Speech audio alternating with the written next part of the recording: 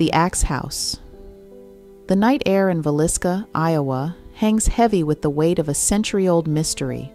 The white clapboard house on 2nd Street stands silent, a monument to unspeakable horror that unfolded within its walls on June 10, 1912. A night of terror.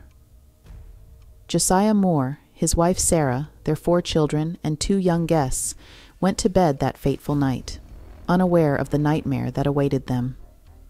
As they slept, an intruder crept through the unlocked front door, wielding an axe found in the backyard.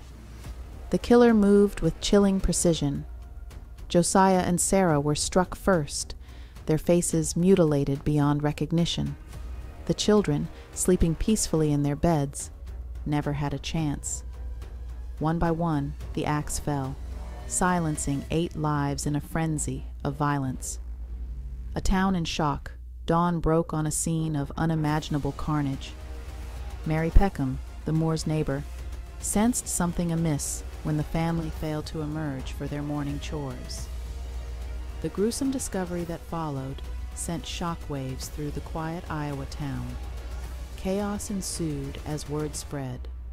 Morbid curiosity drew crowds to the house, contaminating the crime scene. Up to 100 people traipsed through, gawking at the sheet-covered bodies, hampering any hope of a thorough investigation. An enduring mystery. Despite a nationwide manhunt and 2 trials, the Villisca axe murderer was never brought to justice. Theories abound: a rival businessman, a traveling preacher. But the truth remains elusive, lost to time. A house haunted by history. Today, the Villisca Axe Murder House stands as a macabre tourist attraction. Restored to its 1912 appearance, it draws thrill-seekers and paranormal enthusiasts from across the country. Visitors report inexplicable phenomena, ghostly apparitions, disembodied footsteps, doors opening and closing of their own accord. Some flee in terror, vowing never to return. As night falls on Villisca, the old house creaks and settles. In the darkness, one can't help but wonder, do the spirits of the Moore family and their ill-fated guests still linger, seeking justice that has long eluded them? The Haunted Doll. The sunbaked street of Houston hides a chilling secret. In a quiet suburban home, a family battles an unexpected intruder, a seemingly innocent Elsa doll from Disney's Frozen. Emily Madonia's daughter received the doll for Christmas 2013. At first, it was just another toy, belting out "Let It Go" on command. But by 2015, something shifted. The doll began switching between English and Spanish at random, its plastic eyes gleaming with an unsettling intelligence. There wasn't a button that changed these, Madonia insists, her voice tight with confusion. It was just random. The family endured the doll's increasingly erratic behavior for years. It would sing unprompted, even when switched off, its tiny voice piercing the silence of their home. In December 2019, they'd had enough. The doll was unceremoniously tossed in the trash, problem solved, or so they thought. Weeks later, Madonia's blood ran cold. There, perched innocently on a bench in their living room, sat Elsa. The children swore they hadn't retrieved it. I believed them, Madonia says.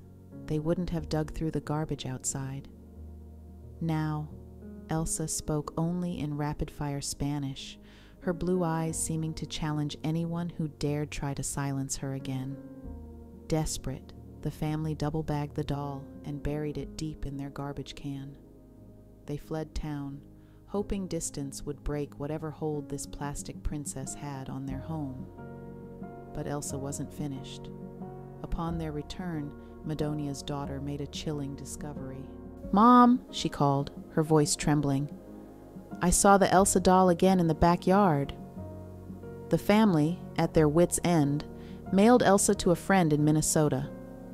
Chris Hogan, perhaps sensing the gravity of the situation, took no chances. He strapped the doll to his Jeep's brush guard, a plastic prisoner on display. "If anything weird happens," Hogan declared on Facebook, "I'm welding her into a steel pipe and sinking it in Lake of the Woods."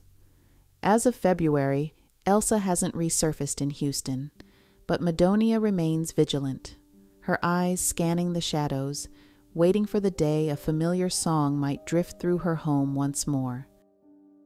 The Cecil Hotel looms over downtown Los Angeles, a crumbling monument to despair. Its halls have witnessed deaths, murders, and now the baffling disappearance of 21-year-old Elisa Lam. On January 31st, 2013, Lam's cheerful calls home to her parents in Vancouver abruptly ceased. The vivacious college student, who had been documenting her West Coast adventure on her blog, vanished into the Cecil's labyrinthine corridors. As her frantic parents flew to LA, police combed the hotel. They found nothing.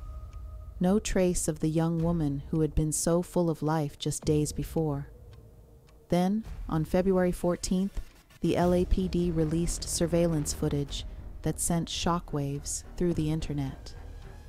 The grainy video shows Lam in an elevator, her movements erratic and unsettling. She presses multiple buttons, peers around corners, and gesticulates wildly at unseen presences. Is she hiding from someone, hallucinating, or communing with spirits that haunt the Cecil's infamous halls? As amateur sleuths dissected every frame, hotel guests began to notice something amiss. The water ran black for seconds before clearing. It tasted foul, sickeningly sweet. "We thought it was just the way it was here," said Sabina Baugh, who stayed at the Cecil during the investigation. On February 19th, a maintenance worker made a grisly discovery.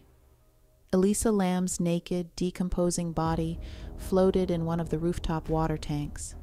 Her clothes and personal items lay nearby, silent witnesses to her final moments.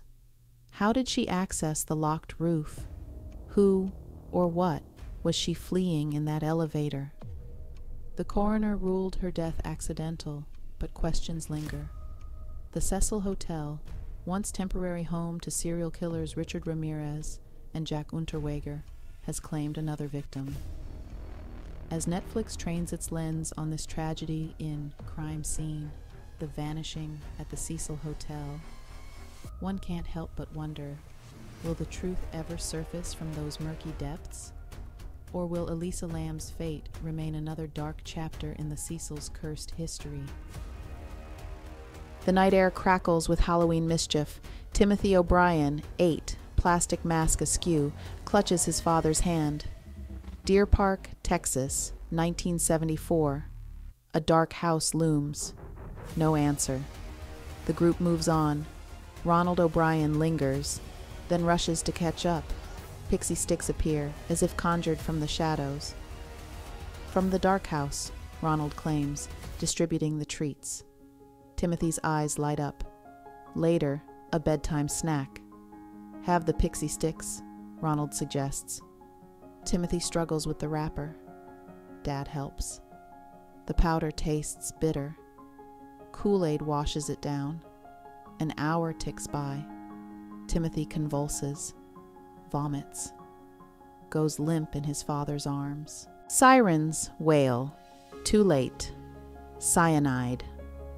The medical examiner's verdict is swift, brutal. 4 other pixie sticks, untouched, harbor the same deadly secret. Ronald points to the dark house. The homeowner has an ironclad alibi. The spotlight swings back to the grieving father. Life insurance policies.